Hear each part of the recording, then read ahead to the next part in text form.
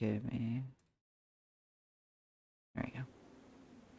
Let's see if that helps.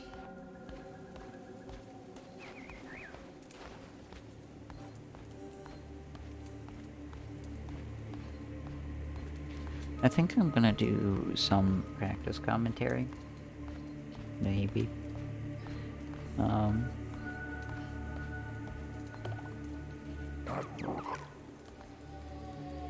We'll start it once we get out of...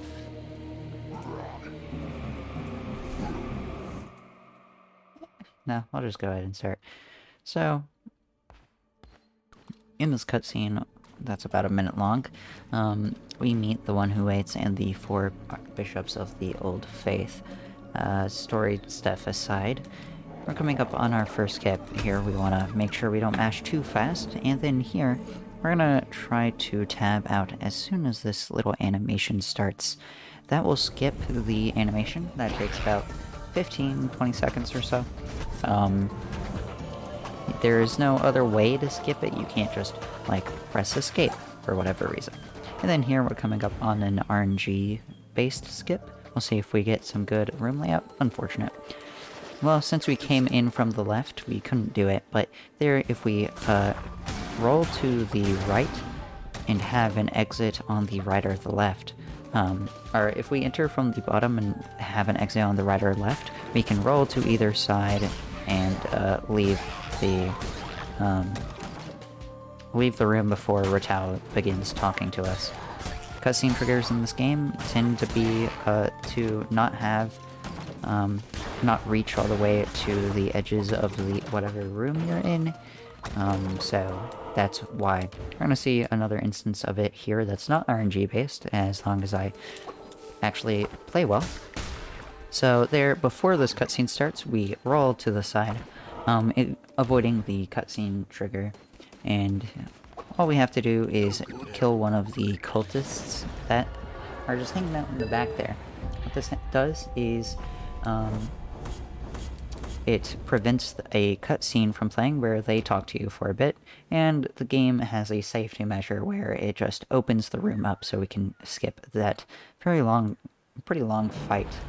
That saves about 15 seconds.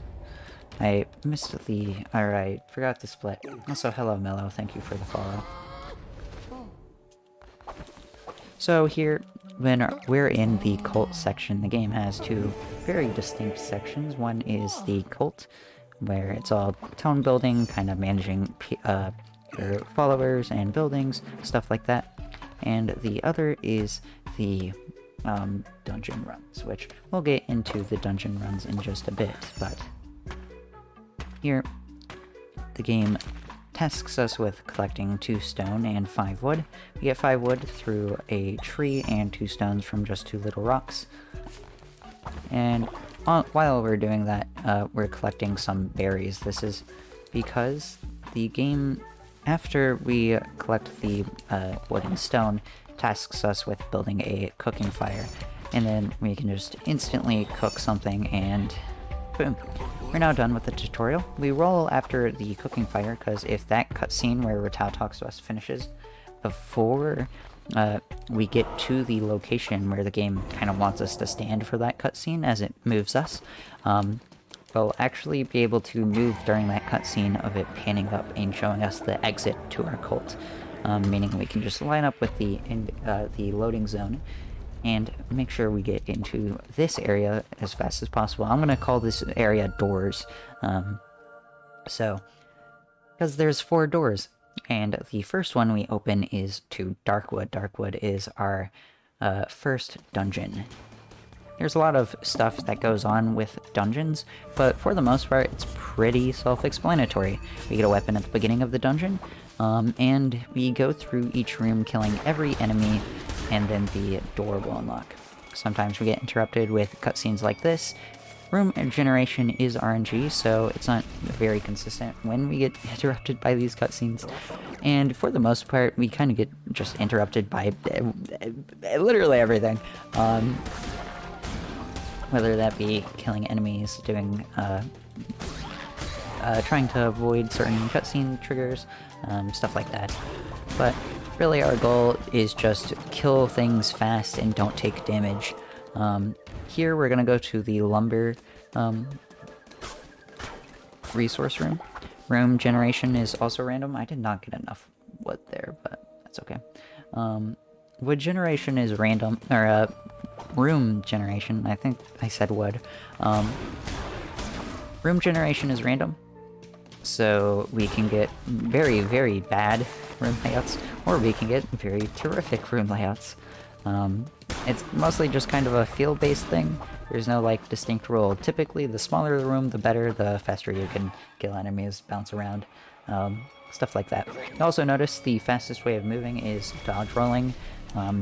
This makes us invulnerable for a small amount of time, so during fights we try not to use it too much. We want to hold it for if we will be taking damage. Just like that.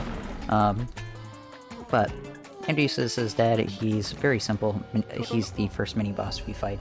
And here, for the rewards, we're hoping for a stone drop, but of course, that's RNG too, because everything in this game is kind of RNG. Good portion of it, at least. But that's going to lose us some time in the next split. Thankfully, the room generation in this dungeon run was pretty good, so I'm not super complaining. Definitely could have been worse.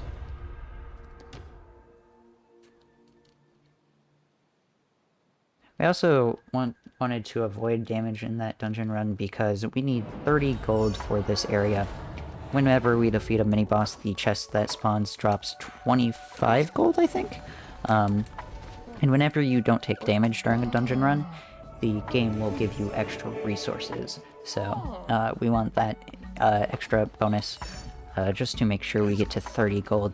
Because if we don't have the 30 gold when we go to build this shrine, the game just softlocks us. We can't build it, and the game wants us to build it, and so there's a problem there. But here we're gonna get this follower, and then we're gonna roll to the shrine after setting them to pray. We're gonna fast forward time some, and then unlock the temple. The temple is what we needed the stone and wood for. Thankfully, we should have enough wood if we just go up, collect some here. And then we have to break 5 rocks. This is slow, but that's fine. It's not run killing. At the very least, we can craft the temple eventually. Shovel Claws commentating? Yes, I am. I need the practice a little bit. I'm gonna break one stone, because I didn't pick up one of the stones I broke. Up here. Then craft the temple. We want to try to get it as high as possible just to reduce travel time between different each dungeon run, because we'll come back to this temple a little bit. We're gonna roll into the temple here. It plays this cutscene inside the temple as opposed to in the I don't even know what you'd call it, the main cult area, but just a small, very small time save. And then here we conduct a sermon. Sermons give us certain upgrades during actual cult dungeon runs. The first one here gives us a half a heart permanently. The extra health is helpful. And it's actually pretty good in this run, in all honesty. If we didn't have to get that, that would be really unfortunate. So, after that, Ratau gives us more tutorial stuff, and then we enter into Darkwood 2. Darkwood 2 is kind of more of the same. You'll realize pretty quickly that dungeon runs do fall into a sort of rhythm eventually. But we have our second weapon. We have the axe. The axe is very simple. In fact, most weapons are pretty simple. None of them are super special, except for one we'll get into a little bit later. But the axe is slower, but more powerful. That's how most of the weapons balance is trading off speed for damage and vice versa. So there we picked up our first curse. A curse is just a secondary attack that we can use with the triangle button, or at least triangle button for me because I'm playing on PS5 controller, but it's most of the time just a quick second option. We'll use them kind of sparingly. Like here, we're gonna just take out that guy from a range since it's easier. And we'll rescue this guy. This was a follower floor. Most of them take the kind of pattern that you just saw there. Fight a bunch of enemies and free someone. This game reminds me of a very niche indie game known as Cult of the Lamb. Have you heard of it before? I've never heard of that game, no. Sounds fun though. Alright, so we got another cutscene here. We're just gonna mash through dialogue as fast as possible. Sometimes in dungeon runs, the 4 bishops will just spawn enemy waves, and these are pretty slow, but getting through them fast, of course, super important. There we can actually take damage, thankfully. We're not, you know, no-hitting it right now. And we'll just roll on through. Okay, there's unfortunate. We were waiting on this room the whole time. In this room, if you roll and collect one of the commandment stones, the things we're picking up now, before that cutscene where we talk to the bird guy, we can pick one up sooner. Anyways, this is Belfar. He is pretty simple, all things given. He spawns, he just shoots these guys, and then we're done. Anyways, hello. You should check it out. My good friend Shovel Claus is going to be running it at GDQ. Anyways, hello Shovel. Good luck on runs. Thank you. Also, damn right, I'm going to be running it. Anyways, so here we just grab the rewards and head on out. The game forces us to grab those rewards before we can head on out, but we'll find a way around that in the future. Or you'll see us find a way around, get a way around that in the future, to where we can just instantly go back to our cult. During that dungeon run, the only thing we really needed were the commandment stones that we picked up at the very end there, so that room is, of course, RNG, because why wouldn't it be? But we needed it to declare a doctrine in our temple. Doctrines are kind of just rules, laws, that affect how your cult members behave, for example, and they also unlock rituals. So the bonfire ritual increases faith for wood and bones. We don't have any bones yet. The game doesn't allow us to collect them before this point, so we have to go back into Darkwood, a very short cult segment here, for some bones. We're going bone hunting. Grave robbing, maybe? I feel like that's applicable anyways. But this Darkwood will introduce us to the dagger. The dagger is the fastest weapon, but it is also the weakest. In my opinion, it's also the worst weapon in the game. From this point on out, we really want to avoid any daggers. This is mostly because, unlike most weapons in Easy, this takes a very long time to one-shot, one-kill things. So we really just wanna trade this out as soon as we can. After a certain point, of course, no longer is worth it. But there's a tarot card room. We'll talk about it if we see it. Unfortunately, we don't have a way to skip any of the crusade floors. Crusade floors being the ones where you fight a bunch of enemies. But we do have a floor with a special effect. So after this follower floor, we'll just clean up real quick. The crusade floor we're going to be going to has a little sword heart in between at the bottom of the little room node in the map. So you'll see as we roll on here, this one to the left has the sword heart on the bottom. So this is a special effect. You can see it at the top of the screen. Enemies' healths are now halved, and our damage is doubled. This isn't really a huge threat for us, but it does mean we can one-shot, one-kill a lot of enemies now that otherwise wouldn't before. So we're definitely taking this. It's much, much faster.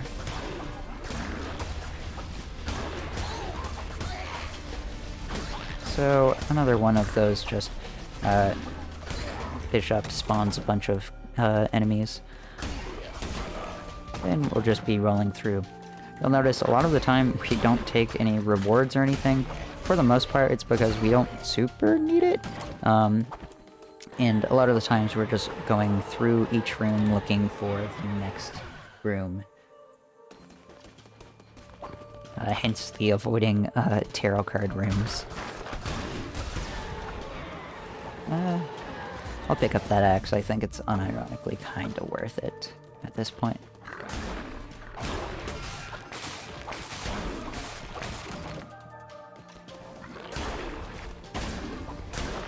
Alright, and here we are at the next mini-boss. This is Barbados. He is pretty simple. He'll go underground sometimes. And I don't know what I got hit by, but that's fine. You'll notice one thing we're doing with the axe in particular is we're doing a quick attack and then a dodge roll afterwards. This is known as an attack cancel. It's just an animation cancel, and it makes us attack much, much faster. The axe in particular has a pretty slow attack, but is very powerful. So we want to use that for the axe specifically a lot of the times. It definitely benefits from it a lot. So here, the one who waits, who gives us the ability to read our followers' minds. You'll literally never see this. In fact, I very rarely used it in my casual playthrough. I was very excited getting it, and then I was like, oh wait, this is not very useful. So, for the most part, the game does a pretty good job of not really needing it. Anyways, here we're gonna do the bonfire ritual that we had.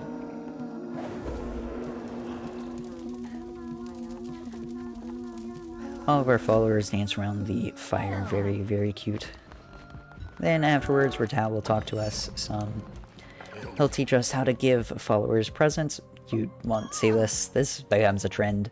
And then he unlocks the overworld map. This you actually will see. This is actually a very, very big part of this run coming up. But first, we have some followers to indoctrinate. Game shows us where to access the overworld. So, as we indoctrinate some followers, good time for donations. Smiley face. One trick we can do to reduce the amount of time we have to wait for each follower is holding the triangle button to increase time. Because we can only indoctrinate them once they, like, hit the ground.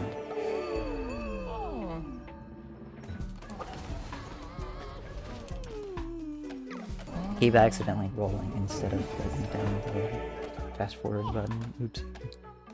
Anyways, with Barbados done, we have 7 followers. So, in order to open the next area, Anura, we need 7 followers. So, we're just gonna go ahead and open it on up. And, oh wait, I forgot to do something. What was it? I can't remember. Okay, I'm panicking. We have 9 followers now. It's fine. So this game is quite silly. This cutscene spawns a bunch of followers around this little crown shrine thing, and whenever you open a door, but if you roll back into your cult and then back into the doors area, the game gets very confused. It thinks that you have way more followers than you probably should, and you can notice some of them are like just standing there still. I don't super know what causes this. I imagine the game like counts the followers as they're like spawned up there, but I'm not super sure. That worked somehow. Okay, what? That was the craziest. Okay, anyways. Yeah, so we're just gonna... I went to Spore Grotto? Are you kidding me? Oh, that's cringe. Okay, well, we went to the wrong area. That's okay. So what we're supposed to do there is go to the very last area you unlock. All you have to do is hover your mouse over where I was hovering it, or wherever the node for teleporting there would be, and just spam left click and whatever the confirm button is. For me, it's E. And so that takes us to Midas's Cave. Midas's Cave will give us access to this little shrine. The shrine turns followers into gold and gives us a piece of a talisman. What this does is that after 4 pieces, it will let us unlock a fleece. These change how you interact with combat in some way. And here we have an animation skip where if we just mash X at the end of this animation of our follower turning to gold, we'll be able to just instantly turn another one into gold instead of Midas talking to us a lot. We hit all 4, that's great. So we're gonna go for it one more time, but mash X and B instead. No fucking okay, well, it doesn't work. Anyways, I wanted to test that. But here, Midas just talks to us some, and we have a completed talisman now, so perfect. We're gonna change our FPS back to unlimited. Changing your FPS to 30 helps with that trick a lot, and then we're gonna go back to our cult. Sport Gato residents be like, that is so true, Yoshi Puff. Hello, how's it going? Anyways, now that we have a completed talisman, what we're going to do is go back to our little temple and activate a crown ability. Or go to our crown ability menus and unlock the golden fleece. You can read it right here. Damage shell increases with after each kill, and but resets when hit, and we take double damage. Essentially, to put this in more modest words, it lets us unlimitedly have a damage multiplier. It gives us an unlimited damage multiplier depending on how many enemies we kill without taking damage. So this basically turns the speedrun into a no-hit. We're gonna try to avoid any and all damage at all costs, as long as, you know, we don't slow down too much. And this will eventually lead to, hopefully, some very funny kills where we just take people out in one hit. But we'll see how that goes. Anyways, this Darkwood run will be our final Darkwood run. The game before opening the door to... Aw, that's unfortunate. That's the first hit of the run. The game before opening the door to the boss of the Bishop boss fight, whatever area you're in, requires you to go through a dungeon 4 times. So it's just as simple as that. We have to go through Darkwood 4 times before we can fight and hopefully kill Leshy. I was totally rolling their game.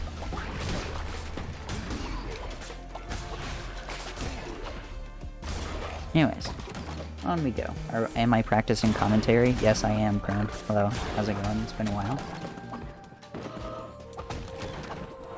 Anyways, that went not very great. Unfortunately, we also didn't get a Crusade floor skip, so we'll just go to the follower floor. Reason you may be wondering, we have all the areas open, why do we still need followers? It's because the game does require us to get followers. We still need 20 followers in order to do the final ritual to kill the one, or not kill the one who waits, smiley face. So, to free the one who waits, that's the word I'm looking for. We have another Crusade floor here. This one takes away some red hearts and gives us diseased hearts. Diseased hearts are just hearts that when you take damage, you deal damage to every enemy on the screen. Or every enemy in the room is probably more accurate, but you get the point, smiley face.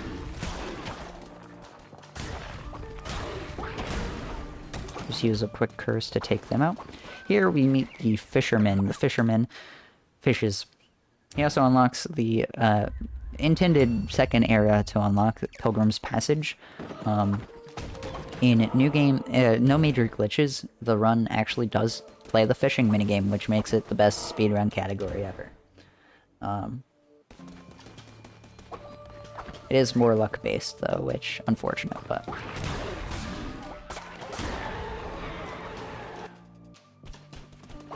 because fishing in this game, the fishing minigame, which is not very intensive, but is fun nonetheless, shout out to fishing minigames, is almost entirely luck. Anyways, that's not the category we're playing today, so does it really matter? I don't know. The door here, which we've been trying to unlock for 4 Darkwood runs now, finally opens, and here we meet Leshy. Leshy will transform into a hideous tree flesh worm monster? I don't know what Leshy is. He's just kind of an eldritch god. It's weird. But he transforms into whatever this is, in all honesty, with the blood of a bunch of cultists. So, it is our job to kill him, and hopefully we'll do it relatively fast. You can see we're dealing a lot of damage here. So, easy as that. The Golden Fleece is by far the most broken item. It has been nerfed twice.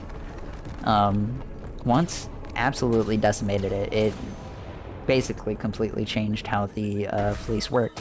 And then once buffed it again, but it's still weaker than it is in this version, hence why we down patch. We're actually on 1.0.11 instead of the current 1.0.18 because Golden Fleece is absolutely ruined in that update. But we've defeated Leshy now, so we're gonna just head on back to the cult. We do have one last piece of business before any real before any real pattern starts to emerge. This is the real last time you'll see us in the temple, if I can help it at least. Is this a good time to read some donations? Not quite. Smiley face. True. But here we're gonna go to the crown menu and unlock Omnipresence. Omnipresence, very simple. Focus whilst on a crusade run to instantly return to the base. This is what I was talking about earlier when I was like, we unlock a way to skip the rewards chest. That's it. We just hold the left trigger afterwards. After any mini-boss. This is Helob. Helob sells people. Kind of messed up, but that's okay, I guess. He's a spider, so it at least makes sense. But this is an easy way to get followers. Kind of just it. Anyways, we're at 5 followers now. I'm gonna try to keep track of that the best I can. Because we need 20 followers at the end, as I said. Anyways, I did say earlier that one of our weapons was kind of special. The gauntlets that we just obtained don't really sacrifice speed for damage. They're more a combo weapon where if you synchronize or do a bunch of hits in a row, you'll see the big swipe at the end. That swipe deals a lot of damage and has a very, very wide range. So we want to use attack canceling to try to kind of carry that attack for way longer than we should. You'll notice whenever we roll, it just goes out the next attack. That's not how it's supposed to work.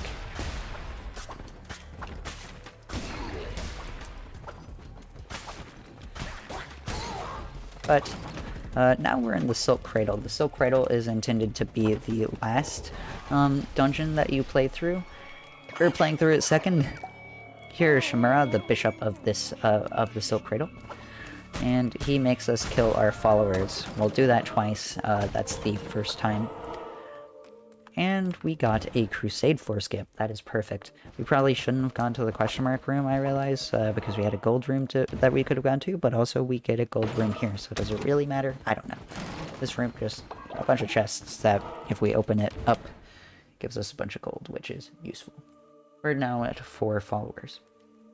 Anyways. Silk Cradle is very spider. It's just a bunch of spiders, in all honesty. Oh, that's so annoying. So part of the reason we do Silk Cradle second is because we know when to kill our runs earlier. But also I just think it's cool to play in reverse. There is a actual reason, like it is faster, strictly faster to play in reverse, but we'll get to that in a little bit. So for the most part, we're just going through and trying not to take any damage, so now is a good time for donations. Crone, do we have any?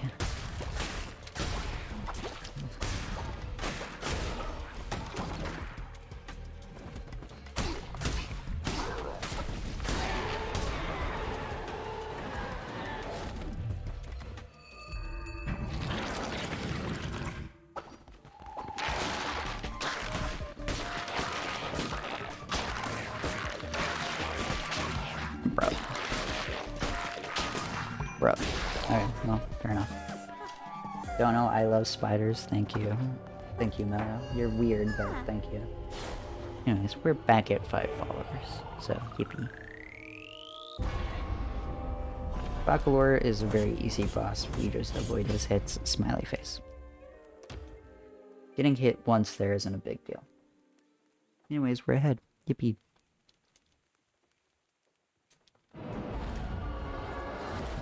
Anyways, this is one of the first cult segments where we're just gonna head straight back into the dungeon.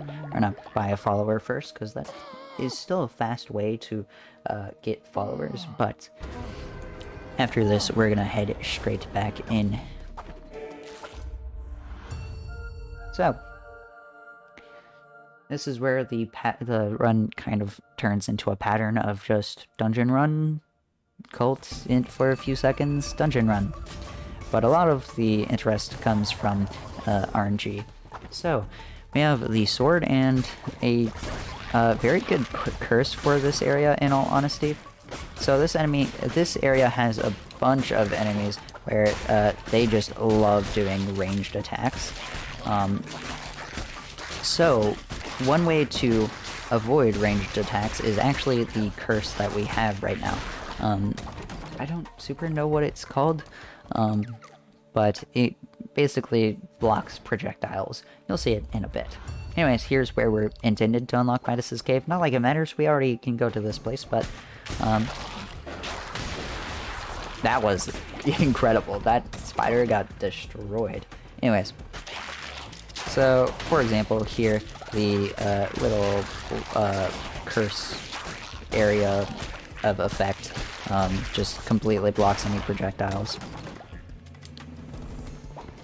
It's also great for big groups and I guess not stopping people because that guy just went through it, but oh, this is so close to being a Crusade 4 skip, but we're gonna go to the follower room. This is another type of follower room. Yeah, I call them save rooms because you just talk to someone and save them from the weird forest area place that we're in, but resource room and then a Crusade floor. So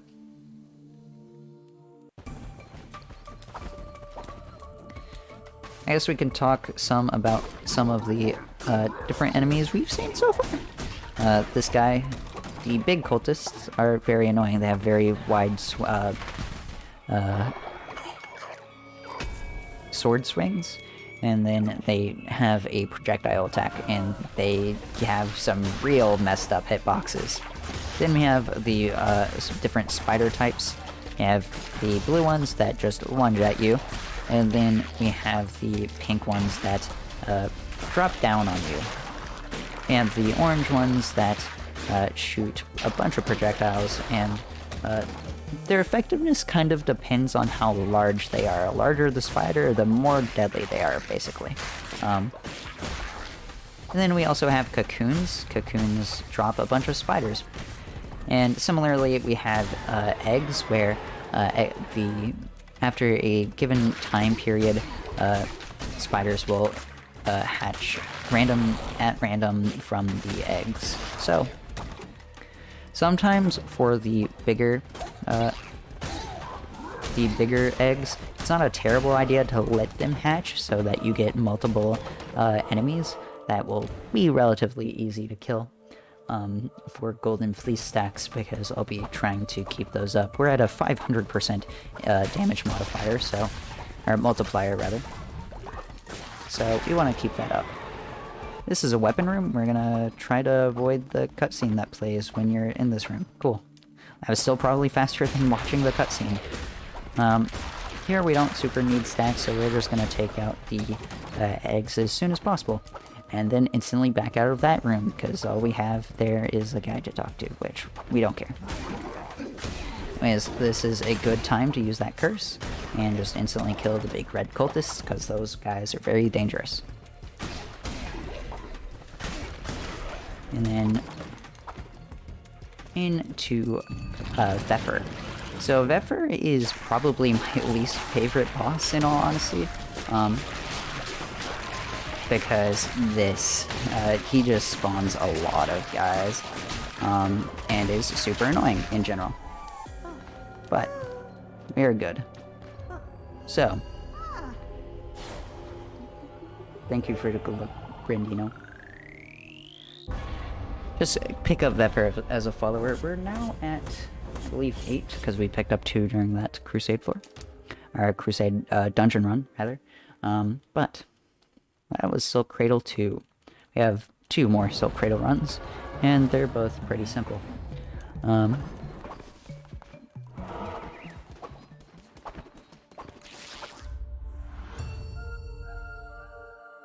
So off we go.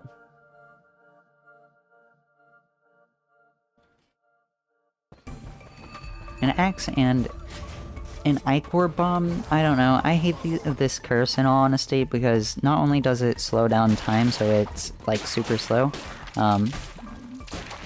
it also is not very good. It doesn't deal a lot of damage. It also like only deals poison damage. But you've been introduced to the next type of spider. These guys, the weird green hued spider guys, they shoot out poison. Poison is exceptionally easy to avoid, so these guys are basically just free stacks. So I'm not complaining. But, oh, that's disgusting. I guess we haven't talked about these centipede guys. They are about as simple as they look. If you get too close, they will, I don't know, shoot out a bunch of spikes.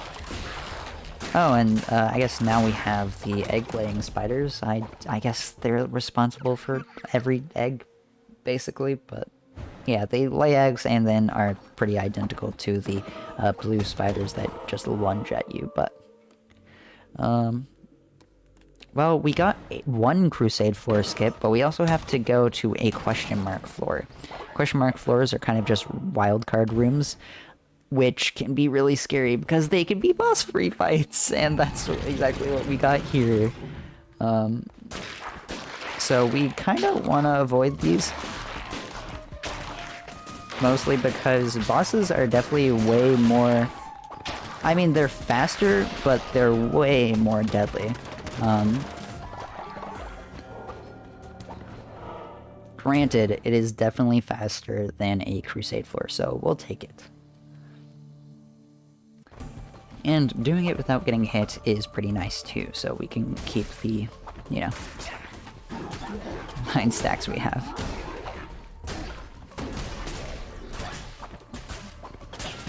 What was that? Okay, that guy's animations were not correct. Anyways.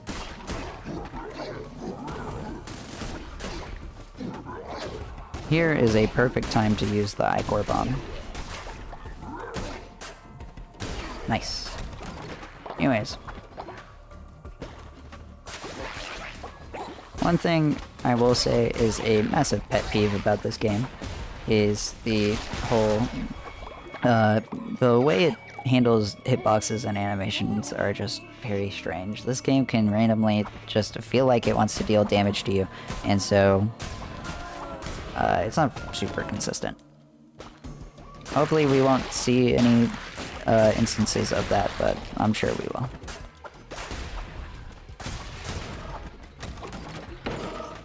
I'm actually gonna just stick around and get everything in these chests. We could use the gold, in all honesty.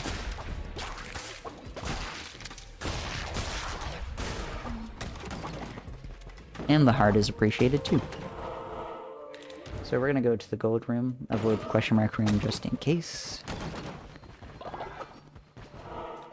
So you may be wondering, since we're kind of running out of things to talk about at this point, but you may be wondering why tarot cards aren't very useful to us, or at the least we're not collecting them, so, you know, assuming. Basically, the short of it is none of the ones we can collect by default are super useful. There are some that, if we get them, they're actually very useful. The problem with that is that tarot cards are random, because of course they are. So it's out of the 17 I think we start with or have unlocked by default, only about 6 are actually useful. Don't you dare hit me. That is a weapon room. So we're gonna go down. You may be wondering how I know that, but the special rooms have special rooms like tarot card rooms and weapon rooms have little symbols at the top of them. It's very simple. If you look up, you'll see them. But I'm gonna avoid that tarot card too, because we have Horus. Horus is a very simple boss, in all honesty. We're just gonna try to avoid his attacks. And that's cringe. Thankfully, he's not super hard to avoid, because if we're close to him, he'll tend to do the weird lunge attack.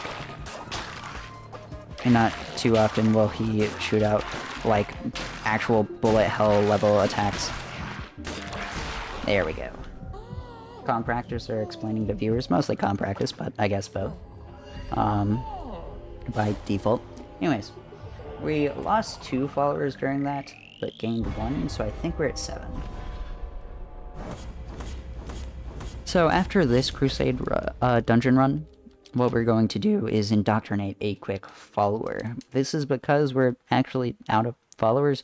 We had 3 going into Soul Cradle, and we killed 3, so we don't have any followers that are currently actually indoctrinated. All of them are sitting in our cute little indoctrination circle. So we're gonna just quickly indoctrinate 1 person, and then go straight back into Soul Cradle. This is mostly to avoid game over. If you die while you don't have anyone in your cult, that death is permanent.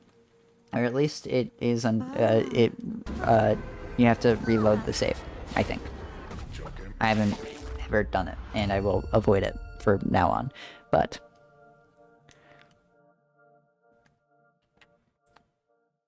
we're into our final Silk Cradle run.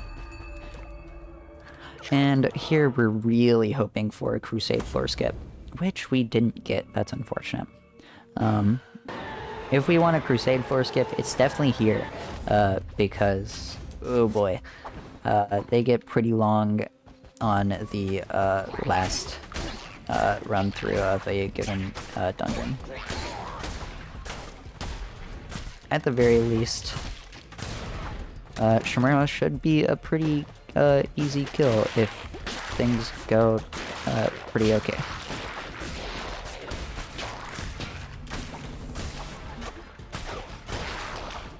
Alright.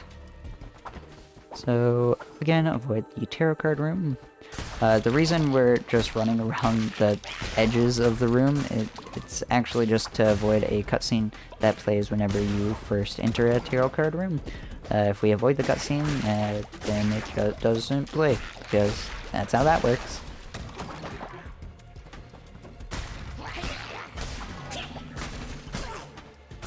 Alright.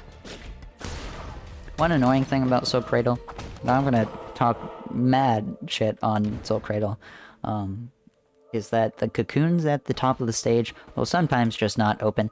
It'll just be like, I'm confused. What do I do? So, it's very frustrating.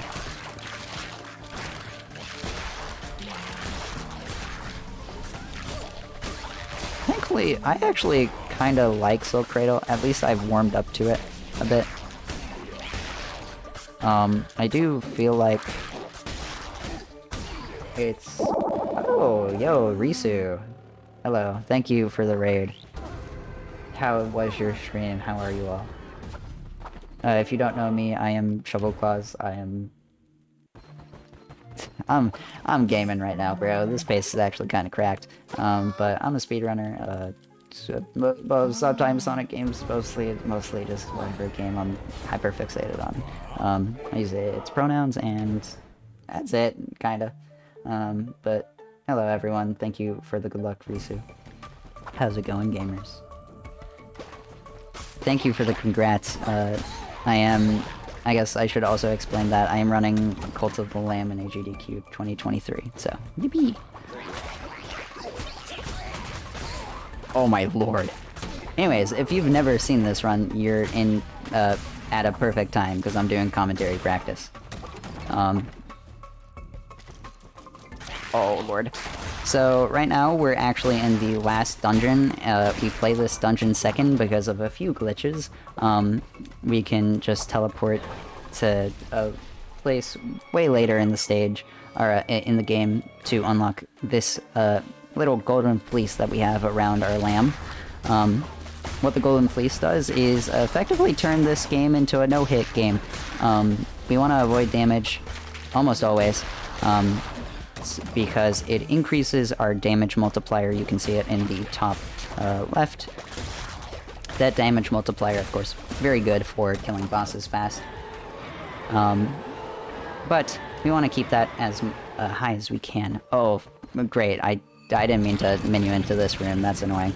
But that's okay. I'm gonna avoid this guy for a bit. Okay. Woo! Alright. Anyways.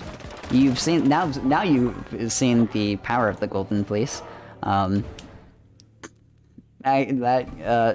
was a mini boss, and it just died in like 6 hits. It is quite humorous.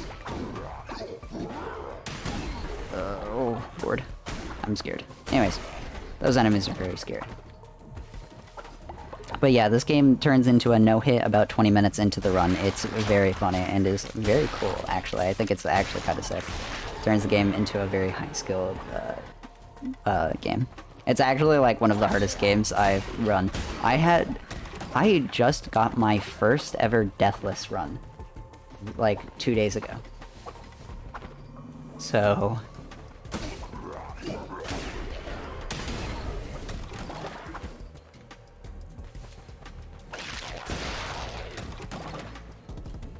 it's not so much anxiety-inducing, but it is very frustrating whenever I get killed. Because, I guess I should also note, that the Golden Fleece also increases, makes you take double damage, and so instead of taking half a heart with every hit, you take a full heart, and we only have 4.5 hearts, which, ooh, 5 hits in whatever dungeon. Thankfully, the category we're playing, any percent easy, is pretty nice. The difficulty, at least, is pretty nice, with dropping a bunch of extra hearts. Anyways, this is intended to be like a big boss, and we just took him out in 4 hits. Shout out to the Golden Fleece for real. Anyways, do I know the trick with the explodey things in Waterdeep? I don't think so. I'm not super sure what you're referring to specifically. Anyways, I think we're at 9 followers because we got 2 during that run. Okay, cool. Yes, I know what you meant by Waterdeep. But this run is pretty good right now. Next up, we're going to the 3rd dungeon, Anchor Deep. Anchor Deep's water level, basically, except we don't go underwater at all. It's water themed, so it's kind of the same thing. So the enemies that explode when you hit them once they die, you can... Oh, really? I did not know that. That's interesting. I don't know how useful it would be, because I feel like going out of your way for that is kind of annoying, but that's neat. Anyways, Anchor Deep introduces us to the hammer, our last weapon type. The hammer is very, very slow, but very, very powerful. You'll see here, we have this very large charge-up sequence. Wow, you're totally right, it does. Anyways, very long wind-up sequence, but there's some fun tech with this. We'll see if we hit it at all.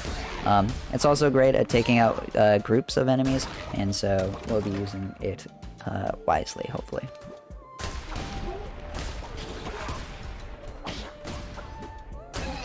Anchor Deep has quite a wide variety of enemies, perhaps the most notable of which are these just floating explodey guys that are very easy to kill. Okay, cool, and here we talk to Calamar, the Bishop of Anchor Deep. Calamar is actually the hardest boss in the game. He's like a sniveling coward the whole time as you go through Anchor Deep, and it's really surprising when you get to him and he just actually bullet hells you. Anyways, Calamar's whole shtick is that he makes our followers sick, and so we want to ignore them as much as possible, because thankfully on the easy difficulty, the cultists kind of just take care of themselves. There's a reason we haven't been, cooking any food or going between, or like doing actually anything in between dungeon runs. It's because we don't need to. What was that? How did he get damaged? What? Okay. That's fine. This game's weird. What, pal? I have to go to bed? Alright, good night, Risu. Thank you again for the raid. But Anchor Deep is, in all honesty, a pretty chill area. If I could, stop going into dead ends. As long as you play well focus, especially with the hammer, I kind of like the hammer a lot. It feels pretty easy to just, very carefully traverse. Granted, it's not like super fast or anything, but there's some fun stuff you can do with it. So we got a date on when AGDQ is happening. I know it's between January 8th to the 15th. I don't know the date of my run. They haven't created the schedule yet, so still waiting on that, but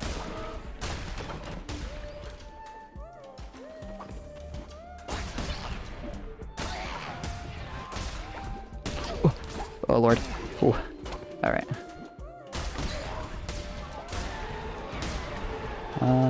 We don't need anything, so we're just gonna continue. And with the hammer, you'll hopefully see Saeleos. Bye. We almost one-hit him.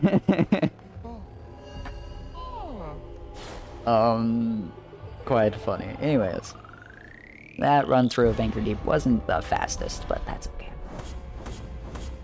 One bitches. So true. Believe we're at 10 followers now?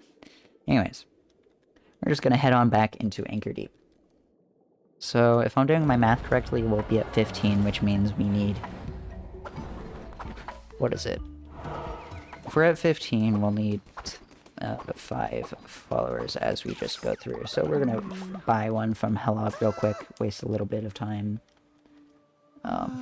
coming over, but that's okay. We have 11 followers now.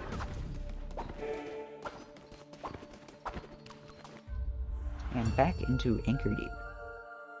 So we can talk some more about the enemies of Anchor Deep. As we said, the explodey guys are pretty simple. They just float and explode once you hit them. These guys can be really useful for chain reactions, but one thing of note is that if we kill an enemy with an explodey thing, they don't actually count towards our multiplier, so we're going to try to avoid that if we can. We also have these green weird guys that I'm not super sure what to call them. We have the ones that are also floaty thingies that lunge towards you, kind of similar to the spiders, but much more annoying in all honesty, because they're much harder to telegraph. But we also have these weird spider guys. They jump around a lot, kind of their thing. They're also vaguely annoying sometimes. We're gonna avoid all the projectiles. We also had the blue guy that spawned a little of exploding thingies. Pretty simple. They just spawn things to hit you. Oh, that's perfect. We got a crusade floor skip. So we're gonna just roll on through this eat food room and the resource room and hopefully the follower room if we can, but alright, so we got a fight follower room, which is fine. I won't complain that we're getting more golden fleece stats at least.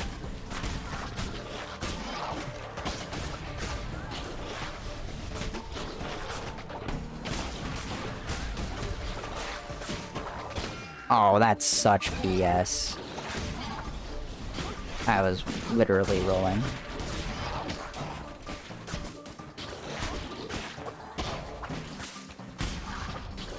I also have the floaty eye guys that,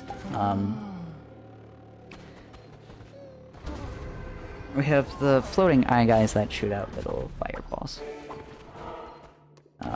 Which are kind of basic. We just avoid the fireballs. That's simple. Anyways, on into the last crusade floor of this Anchor Deep. Calamar talks to us again. He spawns a bunch of enemies, so we'll see. I tried. Wait, what? That just completely skipped the question mark?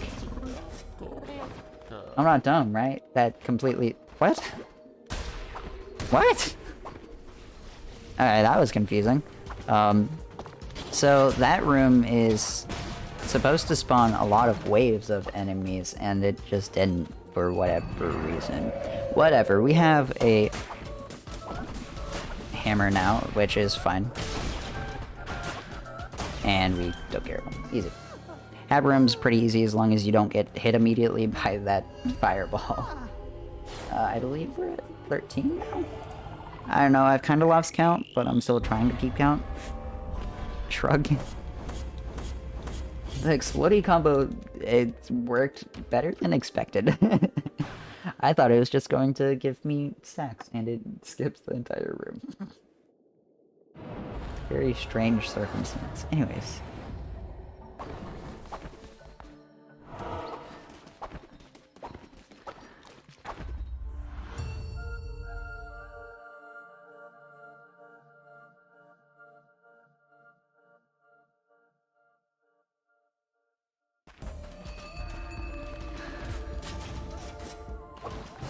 You know, one thing I'm going to regret pointing out is the fact that we haven't gotten a single Tekken dagger.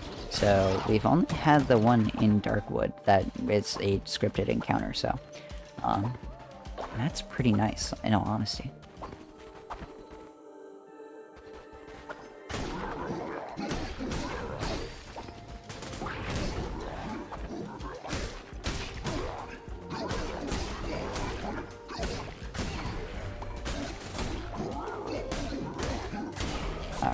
Cool. This guy goes underground and shoots a bunch of those things. I don't know why I did that. Very similar to Barbados earlier on. That is fine.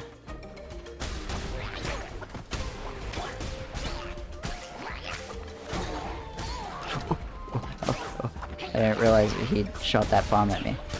That was terrifying.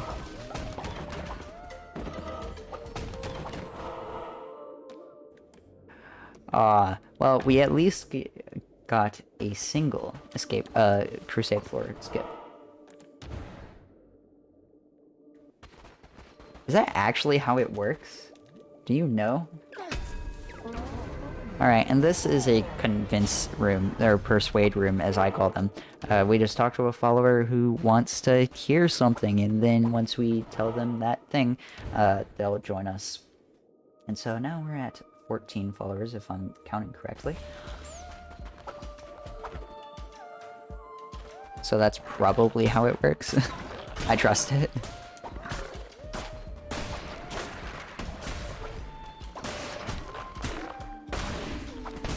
Oh, cool. Woo! Oh my lord.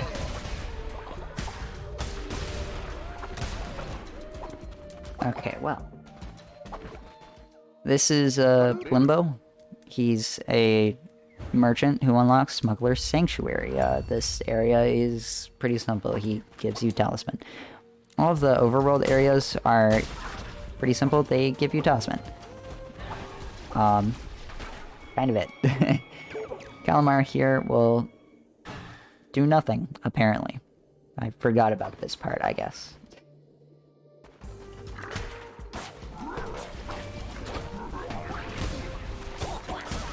I was going to cry if I got hit there. Anyways.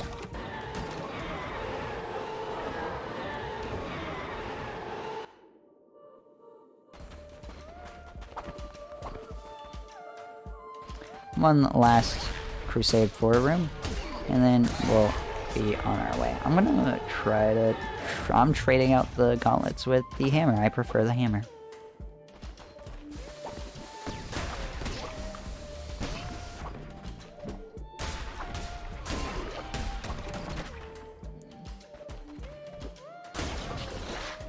So we're not gonna go up because, well, it may seem tempting to just go on whatever path is first that we see. It's actually typically slower. For the most part, paths are pretty, in all honesty, cut and dry. You kind of get a feel for it eventually, at least. And so... yeah, I was going to talk about how easy Beelzebub is, and then I got hit by him instantly, so that's cringe.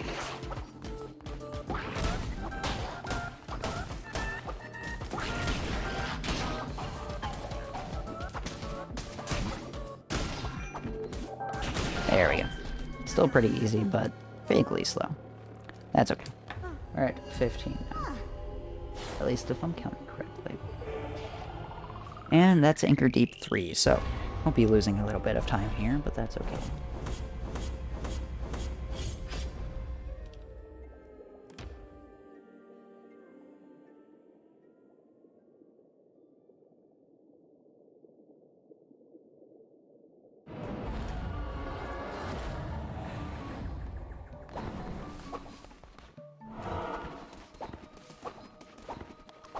And now we're in our final Anchor Deep run through. Calamar will be dead at the end of this. It's actually super important here that we either get a Crusade floor skip or a very good weapon. And we were close. At least we skipped one of the Crusade floors. It could have been pretty bad. And we got basically my preferred weapon combo, an axe and a sword curse. The sword curse that we touched on earlier. So,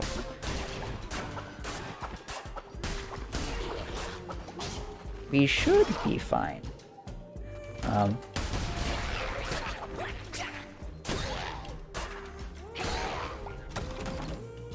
Hopefully. We'll see.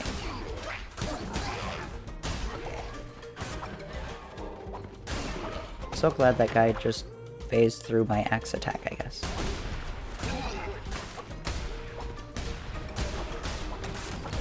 Damn.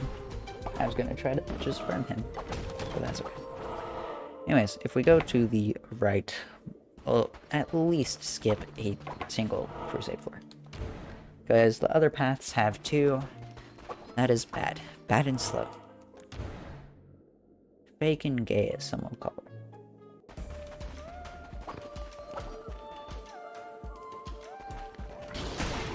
Oh, Lord. This is terrifying. Oh my god. I don't know how I didn't... Oh, I shouldn't have said anything. This game's inconsistencies don't make any sense to me. Every other time that guy dies, he's like, oh yeah, I'm gonna despawn my fireballs, lmfao. But nope, though, the one time, it's lmfao. It's fine.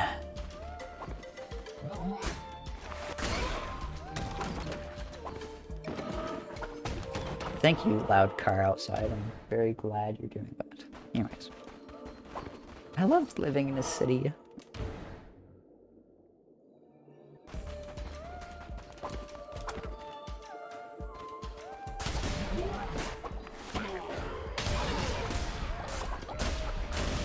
Oh, you... I was hoping that wouldn't...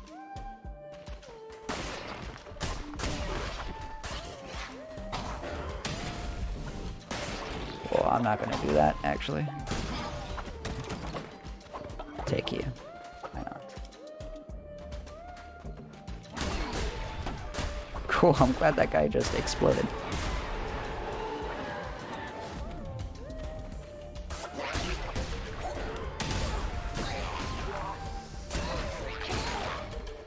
I'm gonna let the fervor collect. I guess I haven't actually touched on what powers curse is. I always forget to kind of do that. So in the top left we have a little 3 and a fireball next to it. That is our fervor meter. The number represents the number of curses that we can throw out before we can't throw out anymore. And we collect more fervor by either killing enemies or during boss fights just by damaging bosses. Speaking of Calamar, we have the potentially most dangerous boss fight of the game. Thankfully, sometimes he's consistent-ish, so what we're going to do here is just roll towards him, and he has 4 attacks. One of them is spawning a bunch of enemies, and that's exactly what he did. And so he just stands still for a little bit, spawns a bunch of enemies, and we kill him while he's spawning them. So, easy. Anyways,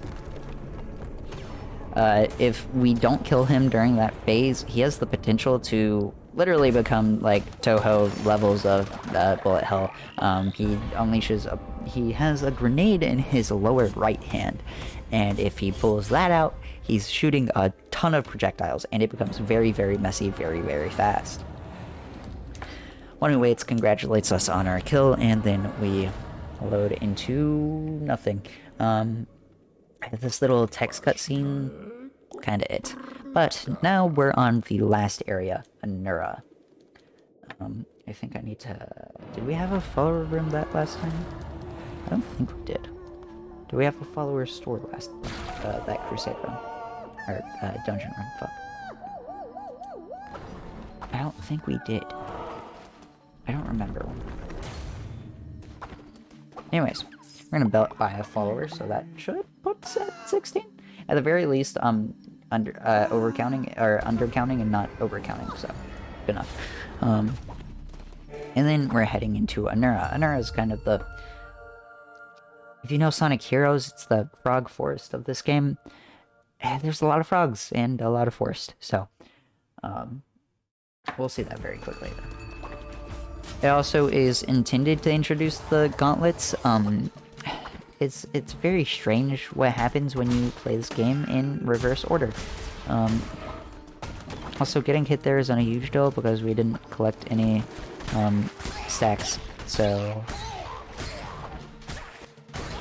it's not like a huge deal other than losing health is bad, so.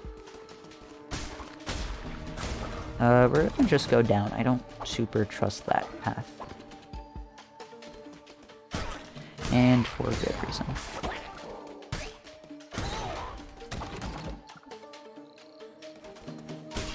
Alright, so here we have the skeletons. I hate these guys with a burning passion. The number of times they've gotten me hit It hurts so bad. Fun fact about the skeletons, the followers that we kill in Anchor Deep, or not Anchor Deep, in Silk Cradle, actually have the exact same behavior as the skeletons. So once you get good at killing them, you'll get good at killing the skeletons. And vice versa, of course. Anyways. Onwards.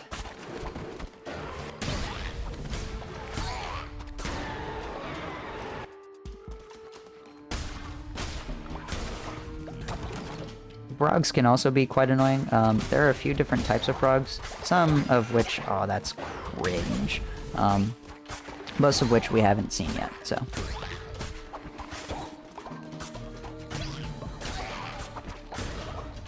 You'll see them when we get there, of course. But the red frogs just jump up and then that's it. Yeah, kinda, they're frogs. What do you expect?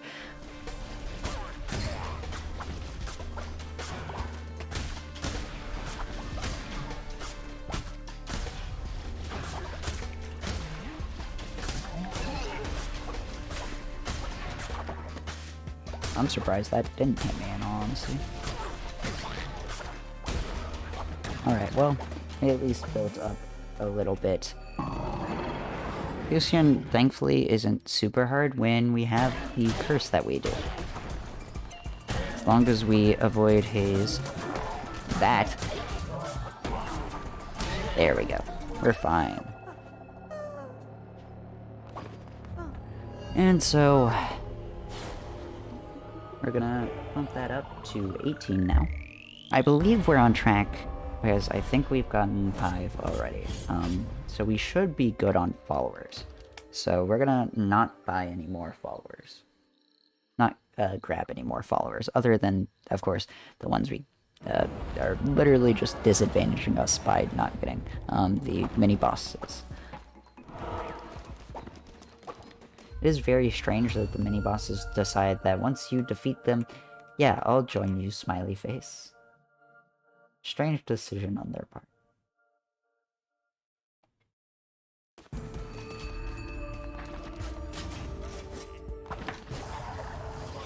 A sword and tentacles, they're okay. At the very least, they're pretty good for certain rooms.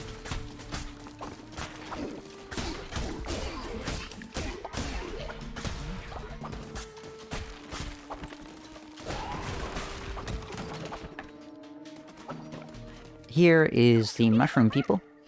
They unlock Spore's Grotto. Spore's Grotto is such an interesting place. It's run by a man who is obsessed with mushrooms and then eventually basically overdoses because mushrooms are intended or presented as drugs in this universe. So I don't know what that says about this game. It's weird. It's strange. Strange place. And no major glitches. We also kill all those mushroom people in that room. You know, it is kinda messed up whenever you think about it. But it's the fastest way to get a completed talisman and unlock the golden place. So, it's worth it. For speed. Of course. I'm gonna wait on my curse meter to refill. And hey, we got a question mark floor, which is a risk, but I'm willing to take it at this point. Because I don't think we're actually on PB pace. And, of course, it's Goosey. Anyways. Well, hopefully this fight will go well.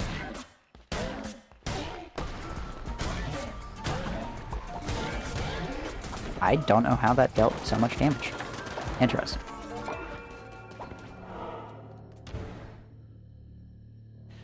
Well, that went well.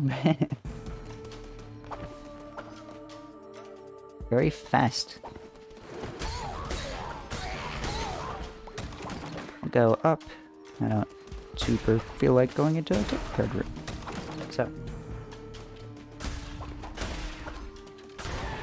As we can mention the green frogs we've met now.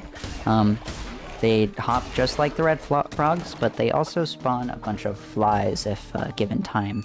Flies are very annoying, as you'll see in the Eligos fight. Hopefully. That's exactly what I was talking about, actually. I rolled there, but okay, game.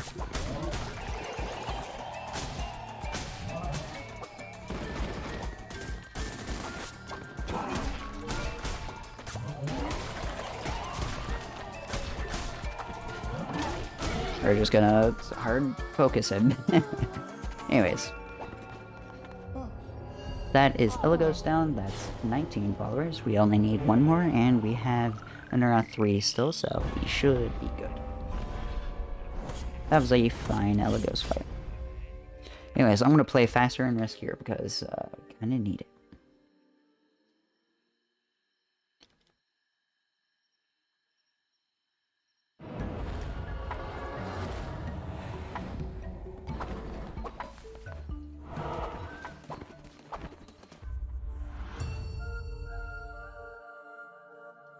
But we'll just enter on into Unrestricted.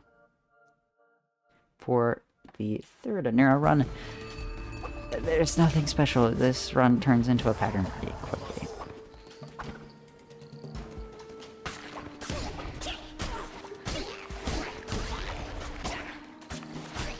So we're just hoping not to get hit and to...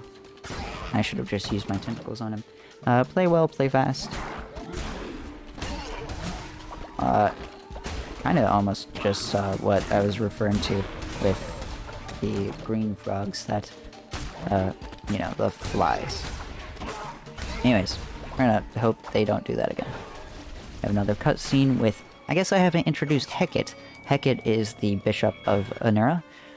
He typically starves your followers. I have no idea why, but when we play the game in reverse, that just doesn't happen. Also, that's such an annoying hit. What hit me? Anyways, that's fine. Whatever. Yeah, Hecate typically starves your followers, unleashes a fatigue on them, or famine rather. That doesn't happen for whatever reason. I'm not super sure why, but that's okay. I'm not complaining either. It is perfectly fine by me. Anyways, we're gonna take the risk with another question mark room. Hopefully... Oh, alright. This is Ratu. Ratu, in question mark rooms at least, gives us challenges. Not to be confused with Ratau, the tutorial man we met at the beginning of the run. Very different people. Ratu is older. That's about all their characteristics. Very three-dimensional character design, character traits in this game.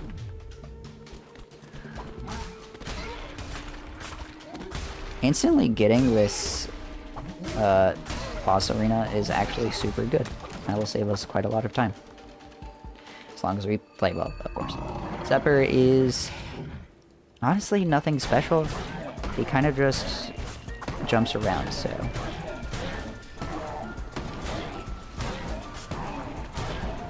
There we go. Cool. Perfect. A damageless fight. Once again. God, I'm so good at this game! Anyways. That was a really good Unrestricted 3. We're saving a little under a minute, I think? I'm gonna say a little over a minute. Saving a little over a minute. Let's go. Anyways. Unrestricted 4 is coming up, and this is where it kind of really matters. Should be at 20 followers. If we aren't, I have no idea how. Our single follower is carrying us through life right now. He is perfectly healthy, perfectly fed. Fun fact about almost every speedrun of this game, honestly. You basically never unlock the sickness trait, or the sickness stat, the health stat, I guess. Yeah, you just... the way you unlock it is very silly. You have to get a follow request and talk to someone, a follower of yours, and they unlock it. Anyways, there is Flinky, I think is his name. Flinky is he's the, well, I guess he's intended to be the second Knucklebones opponent, but we unlock him last because game reverse. But Knucklebones, for those uninitiated, I imagine there are plenty, because what the hell is Knucklebones? It's an in-universe dice game? It's kind of funny. I don't know, it's nothing special in all honesty. Anyways, here Hecate makes us kill 2 very large toads. They are very beefy, have a lot of health.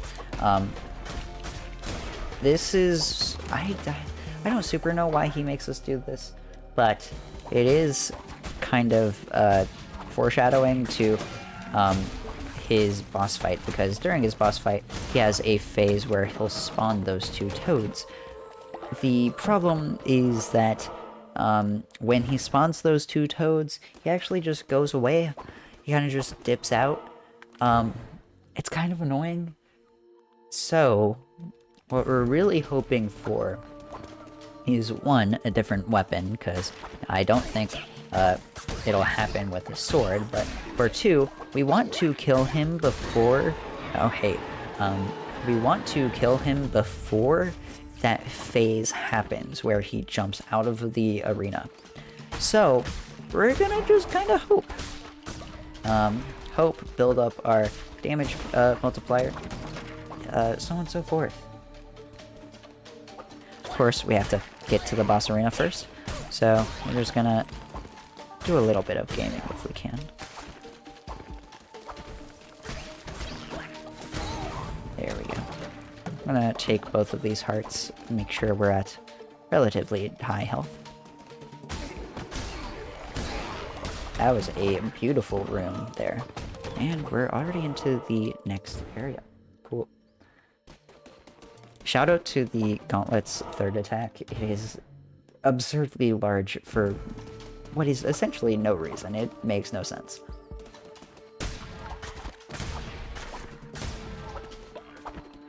But I am perfectly okay with that, because it makes killing things far easier.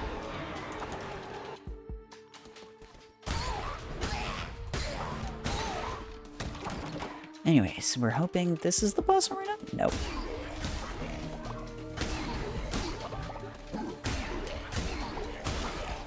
This is the boss arena. No. Unlucky.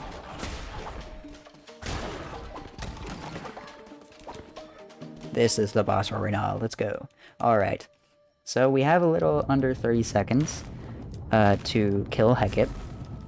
We'll see how that goes. A little under 20 seconds. Mash. Roll like my heart depends on it, because it, well, my PB depends on it, so same thing.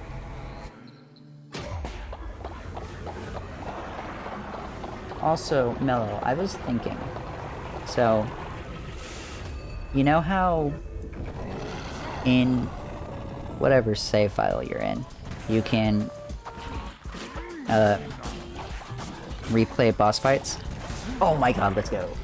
So you know how you can replay the bishop boss fights in your main files? So what if the game doesn't carry over the variable that lets you skip the transformation cutscene? So if you go back, or it doesn't write it over whenever you enter a new file. So if similar to how it doesn't write over the easy variable for difficulty, or the difficulty variable between save files. So what if you go back to each bishop boss fight and get the cutscene to register that you can skip it, and then go into your speedrun and then can skip it? Do you understand what I'm saying? Does any of that make sense to you? Because if it does, then I'm a genius. And also, the setup times have become like 3 times longer, but... Well, 3 times 1 is 3. Let's say like 200 times longer, but...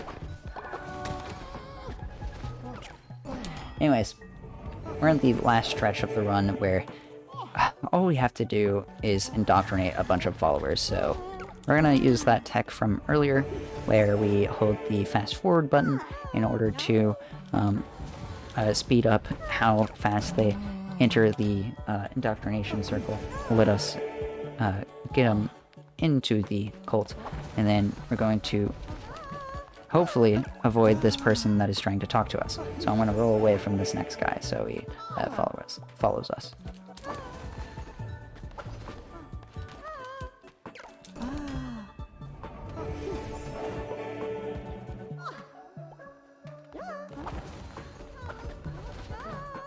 Okay, that should be good.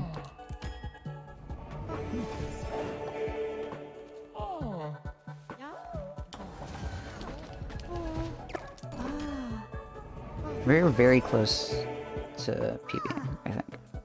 I don't know if we do, but we might. We'll see. I wish someone would clean up that crap. I think it's kind of too late for me to really care, but...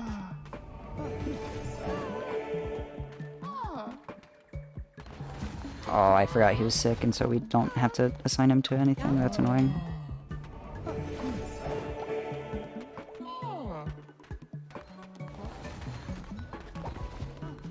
Relatively small time loss in the most important part of the run, so.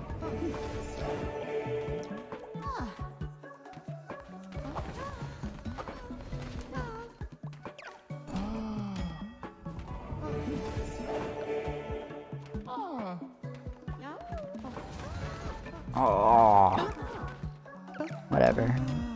It was quick, so it's cool. Oh, interesting. I'm glad I can do that.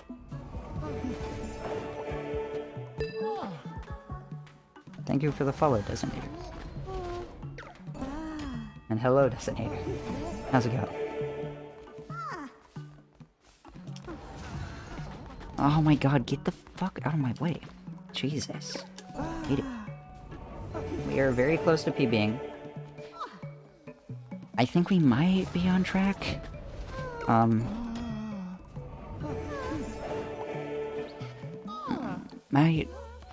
I don't know. It's close. Yeah, it's really annoying. I hate it so much.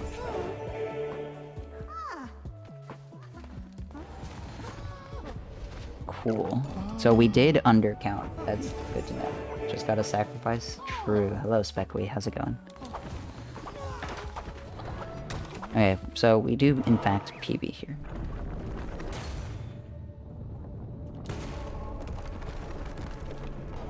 It's not by much, but it is a 21, so I'll take it.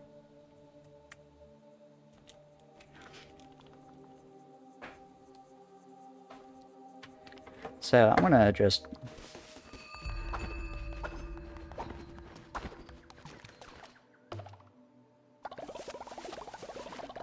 It's a small PP.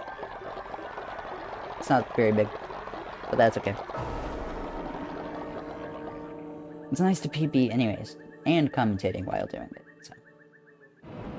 A win in my book.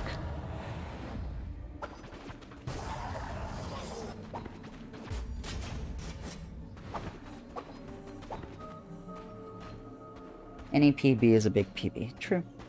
I don't disagree. Anyways, here we meet the one who waits again.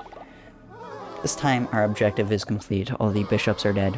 So, we have a ritual. All of our cult followers gather around as we kneel to be sacrificed, the red crown returning to its rightful, quotation mark, owner.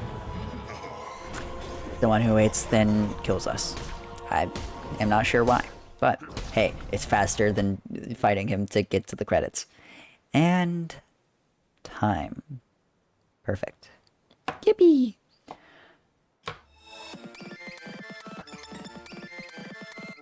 So, that is Cult of the Lamb. Praise the Lamb. Anyways. 21-34. That run was good minus all the bad RNG. That run was very, very painfully mediocre RNG. A 29 real time is okay though, so I'll take it. Anyways, stick around. We're gonna raid someone, because I am going the fuck to bed. I work tomorrow. I worked today, but I wanted to crank out a quick PB, because I knew I could.